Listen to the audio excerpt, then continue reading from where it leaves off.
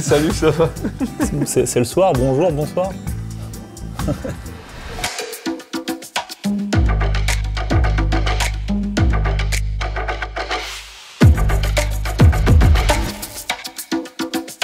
Tu nous présentes ton parcours en 3 dates. Je dirais 2016, ma signature chez Vitality. 2016 encore, mais un peu plus tard dans l'année, mon premier titre sur FIFA, donc champion de France eSport FC.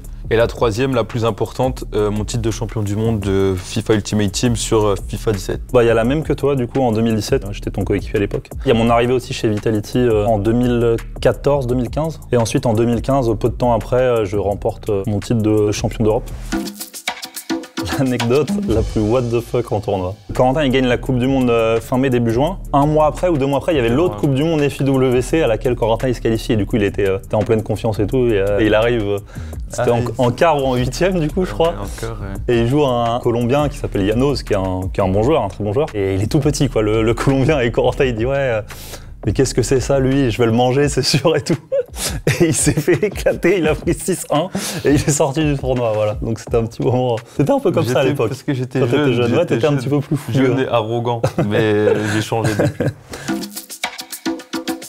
Le moment le plus gênant en LAN, à la G-Filty justement à Londres, où on m'appelle pour partir en interview, je comprenais absolument rien et après ils m'ont dit c'est bon, pars. Et ils ont laissé tomber, ils ont bien compris à qui ils avaient affaire. Et on va dire que c'est les moments les plus gênants et c'est toujours lié à mon niveau en anglais. Premier jeu console et sur laquelle? Sur la PS1 ou ouais, c'était une ancienne console en tout cas, mais le jeu, je sais que c'était Medal of Honor. Je sais pas si c'était Mario Kart, il y avait Super Mario 64 aussi, mais ouais, j'ai des souvenirs de Mario sur la Nintendo 64. Sur quelle console joues-tu le plus et avec quel setup? On joue sur PS5. Avec un petit écran Samsung. C'est vrai que l'écran Samsung, pour ça, il fait bien le taf, voilà, c'est fluide. Ouais, c'est tout ce qu'il faut, hein, une console, un écran, de toute façon, il n'y a pas besoin de beaucoup plus pour jouer à FIFA.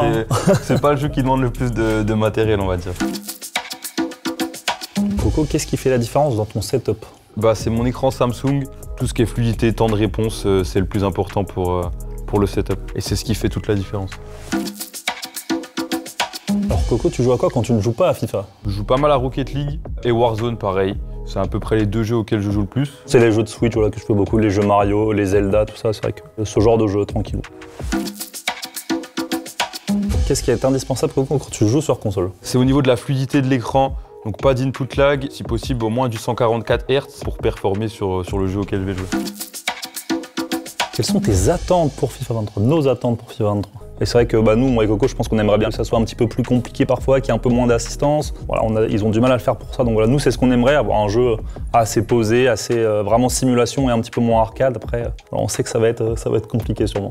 Bon, merci Coco, en tout cas pour les réponses, c'était cool. Ce que je te propose, c'est que on se la règle une dernière fois sur FIFA 22 avant de passer au 23. Voilà, tu vas pouvoir prendre ta revanche. Ouais. Je t'ai pas beaucoup battu cette année. Cette année, moins que certaines années. Moins que certaines années, ouais.